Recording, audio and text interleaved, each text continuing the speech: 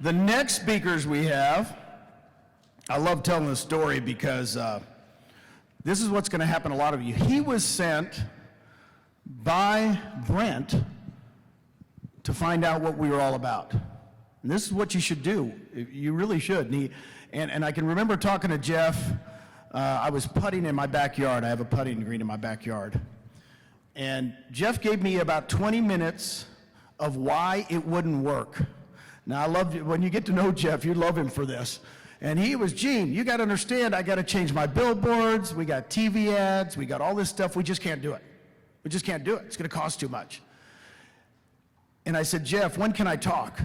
It was about 20 minutes in. He said, okay, go ahead. I said, first to market wins the game. Silence. He goes, what? I go, first to market wins the game. Gosh darn it, Gene, dang it. I knew you were going to say that. Because we're not in Tucson yet, Jeff. And first to market wins the game.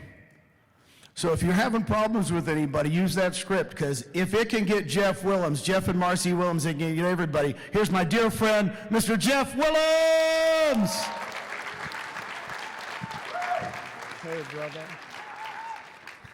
Let's give it up for the Give Father, not the Godfather, the Give Father, right here. And the legends running around out there somewhere, Susan. We know where you're at. That she's the real legend. So listen, I wanted to, tough acts to follow, right? How about let's give it up for the speakers on day one that we had here. Do you guys, I mean, I can honestly tell you that it's been so humbling to sit back. Yesterday, I sit back in the back of the room and I listened to all the speakers that we had. And I remember 2 years ago, the golf trip that we scheduled right here in Scottsdale. It was a little golf outing, talk a little EXP. This is the golf outing. Look around. Look around, you guys. This is insanity. This started as a golf outing, right? And this is all Brent Gove, Gene Frederick. I mean, dude, I love you. You know that, right? Okay, Marcy, I got to recognize my wife. 36 years. She has the patience of Job. I mean, anybody that knows me knows that. In fact, I saw Susan at the cocktail reception the other night, Susan Frederick, and her and Marcy are coming up, and we're neighbors with them down in Puerto Rico now, and it was so funny. Susan's all, Marcy! And she's all giving Marcy a big old hug, and she goes, okay, you too. You know? So Sheila knows what I'm talking about. No, so listen, I want to recognize some people here, and then I got to be honest with you. I had this big PowerPoint presentation. I was ready to knock it out of the park with you guys, and I'm still going to. I'm hoping that at the end of my next 13 minutes, you're going to pull a few nuggets from what I have to say that are going to really be impactful in your life and also in your EXP business. But I got to say that it's really tough to be a mid-morning speaker on day two when you got so many rock stars that dropped all the bombs that they did yesterday. So that I went back and I looked at my presentation, thanks Lars, and everybody else, there's just Jay Kinder. I mean, how do you follow this stuff, right? There's just not much left to say about age and attraction. I honestly will say that I think just about everything was hit on yesterday. I mean, everything was hit on yesterday. So then I thought to myself, well, how can I come up here and give back? Because so many of you have given so much of yourselves to Marcy and I and our family. And I said, okay, well, let's just share the story. You know, Gene talks about, talking to me, and this is after Brent called me. But I just want to take you back to October 2016. And one of my best friends on earth, Brent Gove, calls me in the morning. I believe it was a Wednesday morning. I was sitting out back having a cup of coffee, and he goes, "Hey Jeff, I really need to talk to you." And I said, "What's up, buddy?" He goes, "I am very disturbed, and I need some help. I need your help. I need you to talk me off the ledge." Now, right then, where do you think this is going? I'm thinking trouble in paradise. I'm thinking, I don't know what, health? I don't know what's going on. And he said, no, I said, Brent, are you okay? He says, no, it's nothing like that. Everything's fine. But I'm about to make a move, I think. I'm about to leave Keller Williams and join this new real estate company. But I love it at Keller. I don't want to leave Keller. They're a great company. I've got a lot of wonderful people here. But I need you to talk me off the ledge.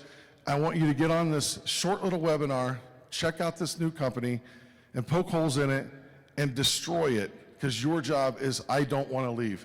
But it's so good. Anybody ever heard that pitch, by the way? I had no idea this was what he was doing to me. But do you guys, big up everybody.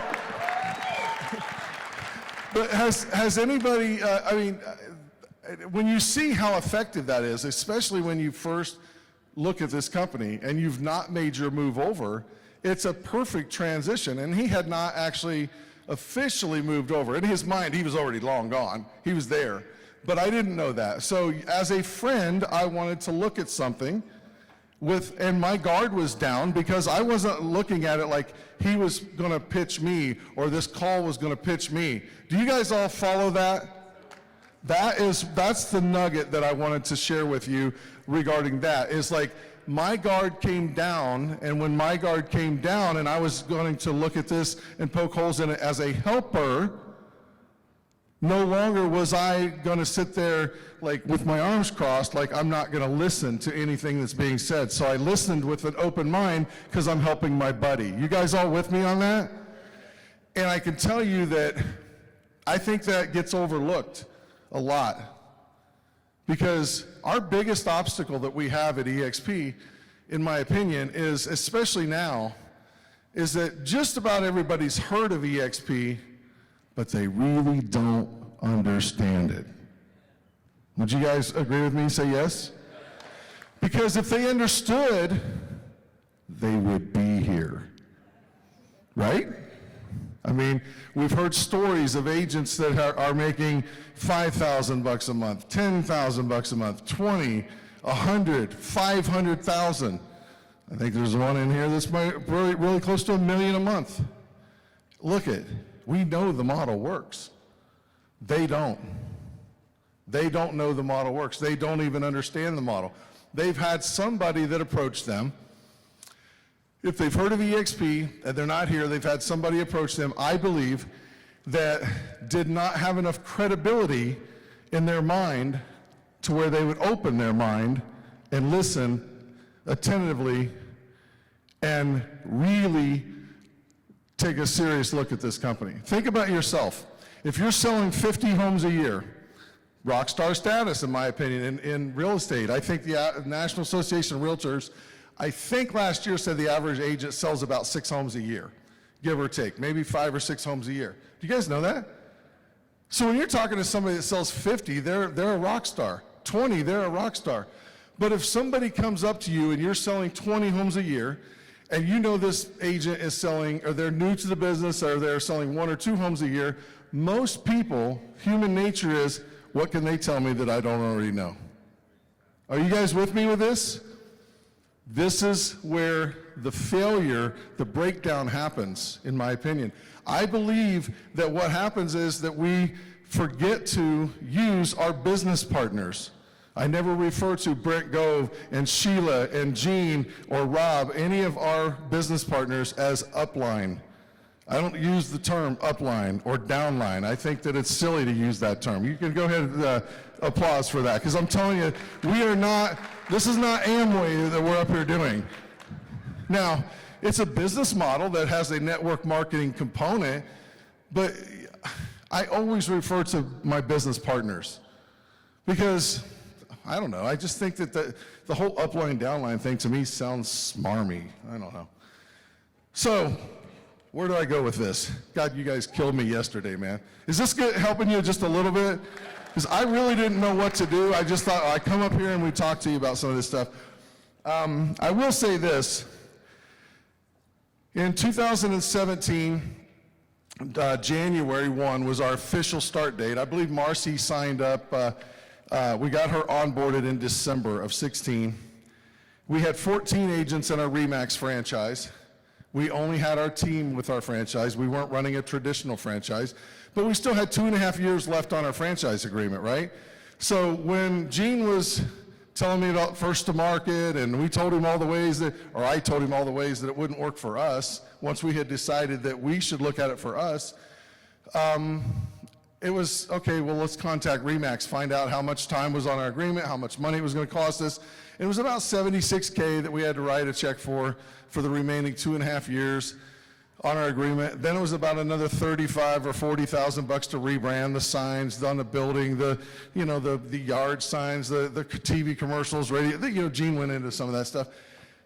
But then I started looking at it, and Marcy and I talked about it. We're like, 100 and something thousand. All right, well, we could give it 6 months and see where it goes. And if it doesn't work out, our next move after RE/MAX, after buying out the franchise agreement, was for us to just be an independent. Because, the Marcy Wilhems name had been built into a brand in our market, and there really wasn't much a reason to go backwards. So we gave it a 6-month contract. The same thing that I asked Marcy for 36 years ago was a 6-month contract.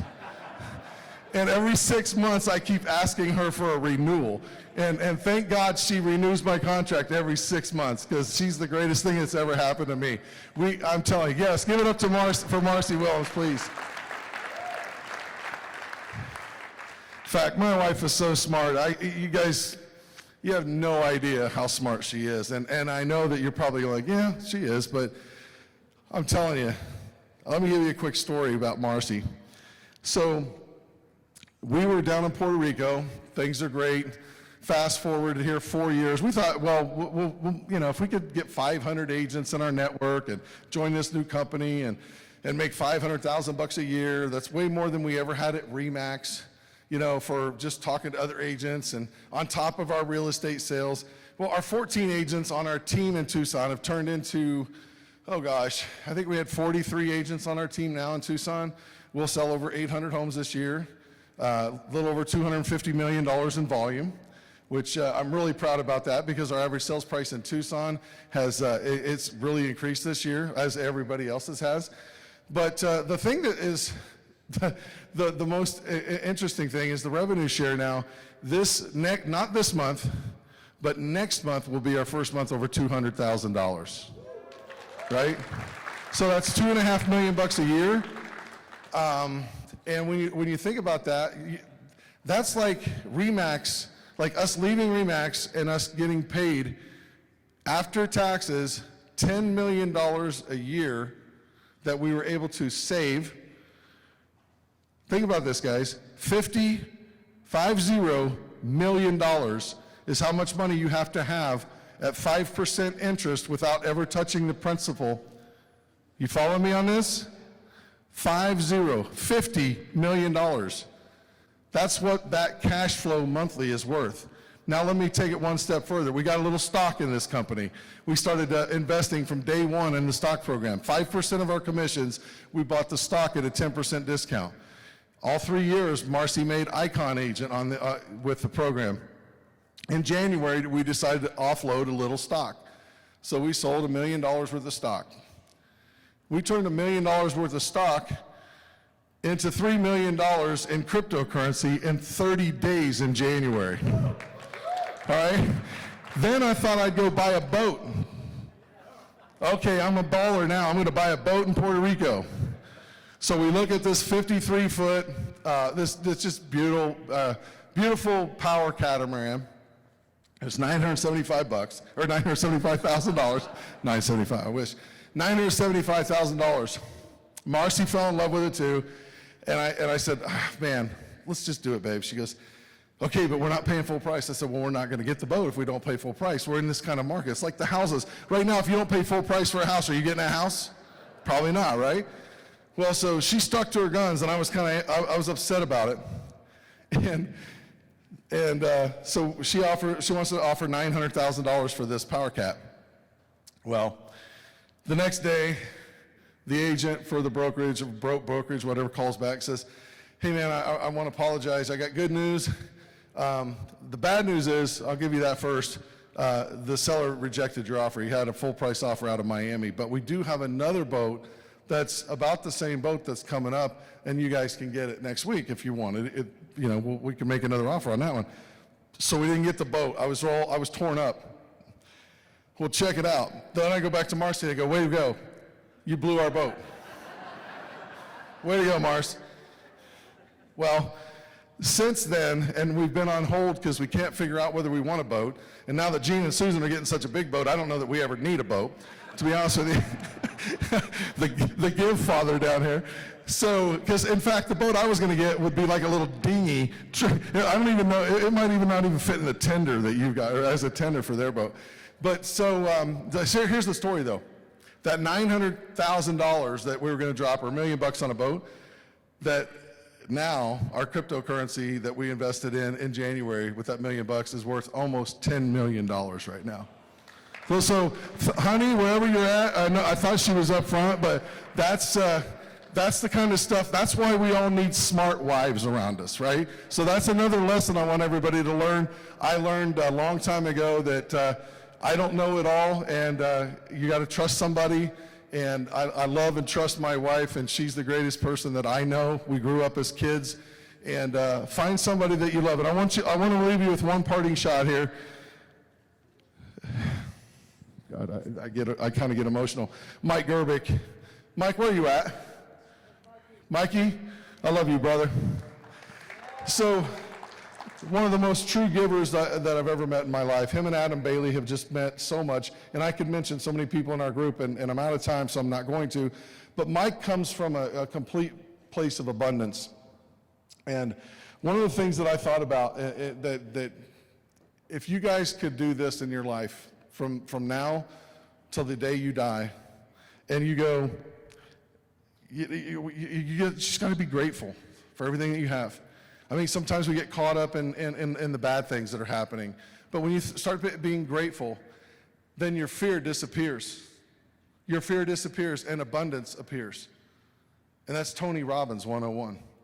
And if I can do one last thing and tell you all, whatever you do, listen to Brent, listen to Brent, listen to Brent, because big things happen at events. Get to Dallas, buy tickets for 10 people to come to Dallas, and we'll see you guys later.